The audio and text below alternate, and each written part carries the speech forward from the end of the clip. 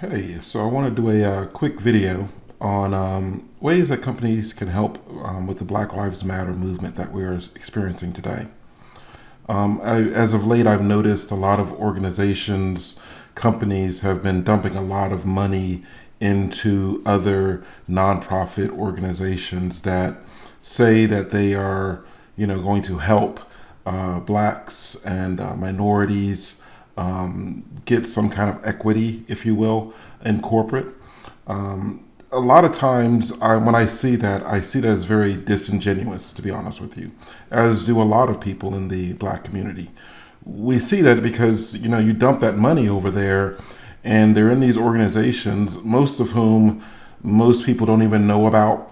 You don't see any real advertisement by these organizations saying, "Hey, we have all this money that we've gotten from organizations that we're going to use in this productive way." Um, Also, I've seen crazy amounts of money going out, like you're just throwing money at the problem. And this is a technique that has been used time and again in U.S. history of throwing money at the problem, the racial problems, if you will, in our country. And it comes right back. So what's actually happening to that money? What I want to do with this video is outline some ways that it's not going to cost you as much, and also in some ways that you can make change within your own organization. There are a lot of great organizations out there. I've been privileged to have worked for some of them, and others I've heard of. However, organizations are made up of people. And when we talk about systemic racism and we talk about equity, it's these individual people within your organization who, a lot of times, to be honest with you, are sabotaging you because of their racist tendencies, their stereotypes, and their biases. So I want to do a quick video showing you 4 different ways that you can implement within your own organization to encourage as well as to facilitate assisting people of color, black people, women even, of being able to make it equitable, make it equal. Okay. Number one recommendation I would say is get rid of your employee referral programs. Those programs, if you look at them at their basis, it goes off of a tried and true methodology that doesn't work. The thinking behind them is, hey, if we have a great employee, they're going to bring great employees with them. They're going to associate with them and what have you. A lot of times, if you look at the recommendations you're seeing, you will probably notice that white employees tend to recommend other white employees. And maybe they were people they went to school with. Maybe they work with them on another job. Maybe they go drinking with this person and they're a developer or in that same field. So they think, hey, why don't you apply? In my experience, I have noticed that companies with these types of programs tend to be the most non-diverse companies I've ever seen. And in certain organizations that I've been a part of, it even engenders racism. The little snide remarks, the little jokes and things like that, which makes for a very hostile environment for non-white employees to go into. So I would suggest getting rid of that program totally. Also, the other thing that does is, if you have employee A recommend candidates to a position, they're going to go to their manager, they're going to pressure them and really, skew it so that that person gets extra points, if you will, to be selected. And oftentimes that person may not have been the best fit, meaning technically, meaning ability, meaning educationally for that role. But a manager could feel pressured to, well, let me bring on this candidate because he's already friends with one of the guys and it'll make a better cultural fit, as they say. So again, I would recommend getting rid of your employee referral programs and just simply say, hey, look, we have a job opening. If you have a friend or somebody, submit it. Have them, go through the portal or whatever your methods of getting applications. The next thing I would suggest, another idea, would be to change your hiring processes. The current hiring processes are, for the most part, in the majority of companies, very subjective. Very subjective. They're not objective at all. You may think that, oh, we hire people on a merit basis, who's the best person for the job, if you will, but that's not exactly what's happening.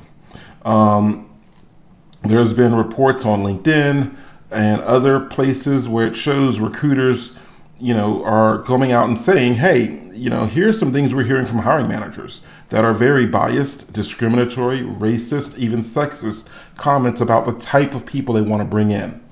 And so if they're saying these types of things to the recruiters and the outside sources, you can almost imagine what's going through their head when they're looking at somebody who, quite honestly, doesn't look like them or doesn't have the same background as them. So some things I would suggest is, having an anonymous and a blind hiring process. Okay. What do I mean by that? By anonymous? By anonymous, I mean like when you get an application or you get a resume, you strip out anything that is can identify them. The biographical information. We don't need to know their names, right? If you think about it, I really don't need to know their person's name. I don't need to know their address. I really don't care. I'm looking for what are your skills and what are your abilities.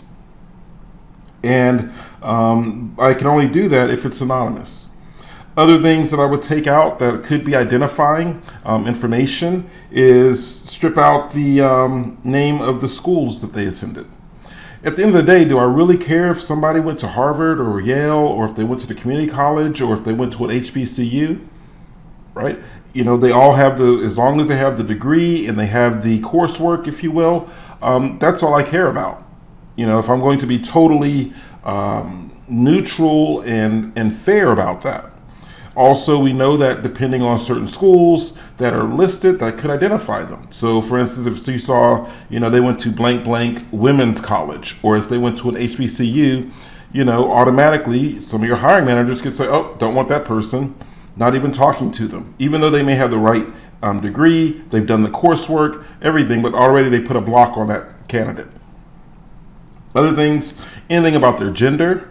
Again, if they went to a women's college or they went to an all men's college, I would take that out. Okay, yes.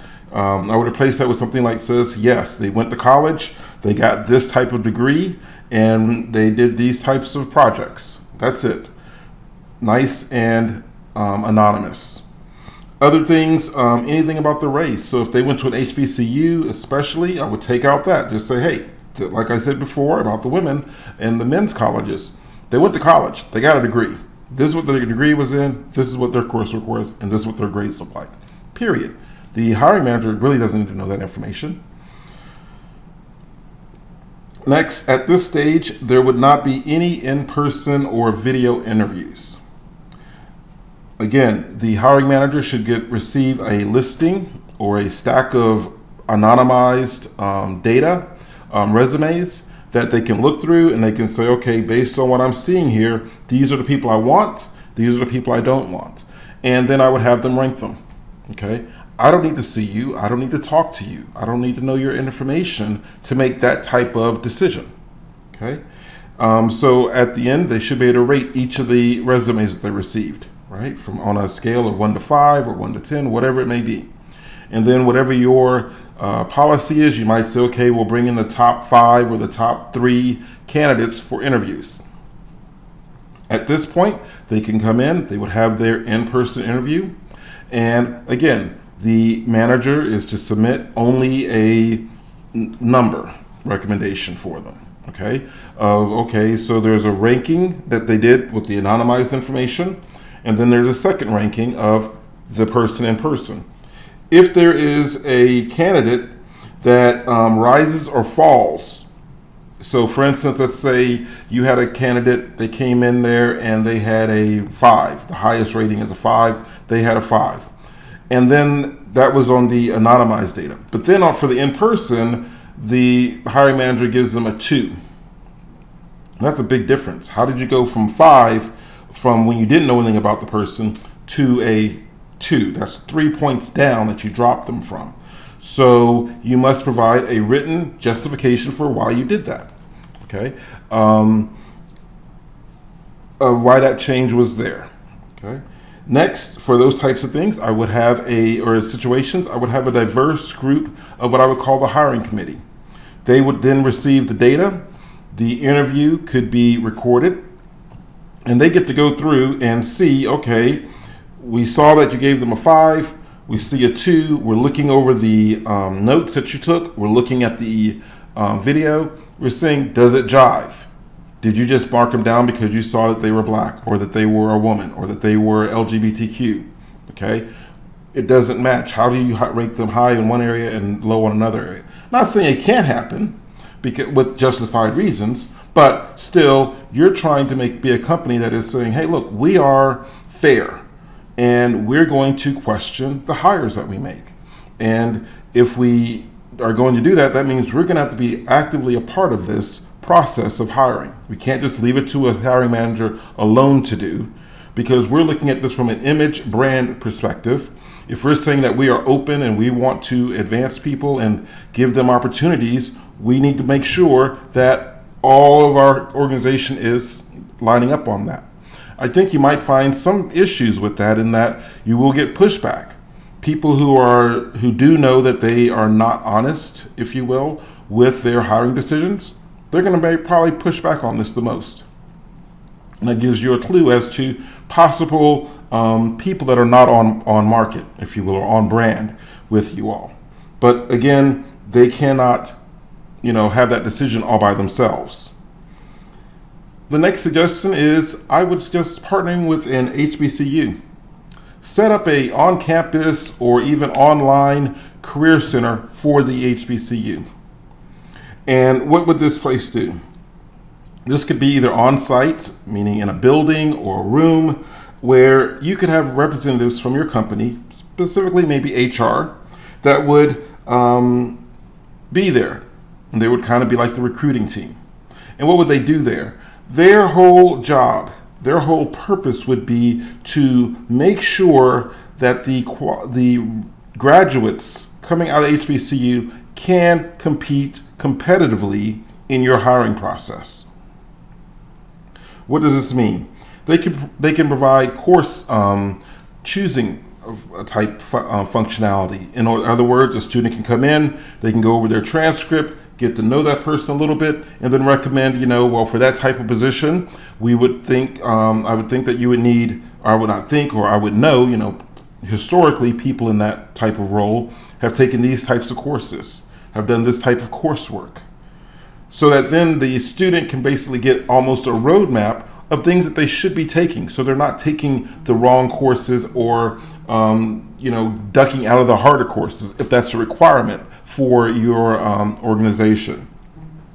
Other things, they can provide certification advice. If there's a certification that they should have or they should be pursuing, they can tell them, well, these are the certifications that typically for that type of a role or for that type of a person in this department, you should get this type of certification. Also, they can provide volunteer opportunities for them.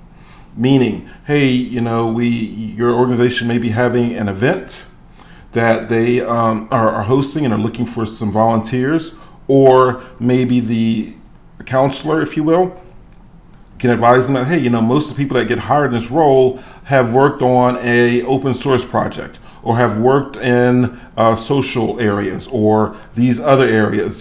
Here's some volunteer opportunities in these types of areas where you can get some experience working in the type of areas that type of a role typically does. Another thing they can do is have events. If it's in tech, they could have things like hackathons that they can offer, like maybe once a quarter or once a month or whatever frequency. And at those hackathons, bring in hiring managers, bring in people from the organization to be judges, to be coaches and mentors to the hackathon teams. This will give these students the experience they need in working in a short time frame, developing MVPs, for instance, so that then they can use that experience and put that on their resume or their academic profile.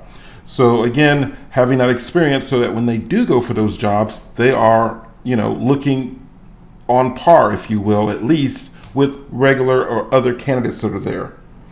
Also, they can do things like having webinars, hosting those with different hiring managers, different departments for students to attend, so that they can get an idea of what the trends are, what the hiring managers are, what the industry is looking at, what's happening inside the industry, and things like that. Again, this is to give them an opportunity to see areas that they can improve while they're in college and get that buttoned up, if you will.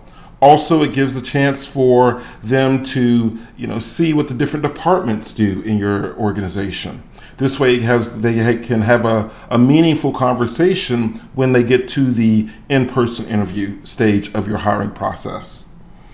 Also, provide internship opportunities. A lot of organizations, you all have internship programs. However, they're not widely advertised. A lot of times you may think it's being widely advertised, but it's not. I've been out to different areas and different universities and colleges, and I'm like, hey, have you heard of Company X's internship program? And they're like, no, we've never heard of it. And I'll walk the entire campus and there's no flyer, there's no notification about that. And so now these students are at a disadvantage because they didn't get a chance to go work in person at the organization. And when they go up for time for hiring, they're like, oh, well, we hired an intern because they've been there for the last 2 years and they had some experience with this place. Basically I'm saying open the doors. You do these things for traditional schools. I've been on campuses like MIT, Boston University, Syracuse. I've seen major organizations going in there and providing this type of support. All I'm saying is do it for the HBCUs. And the final bit of advice I would give you, or tip, is look within for opportunities to give real opportunities for advancement. A lot of times there are organizations, you have advancement starts to open up, but that again is a very subjective process.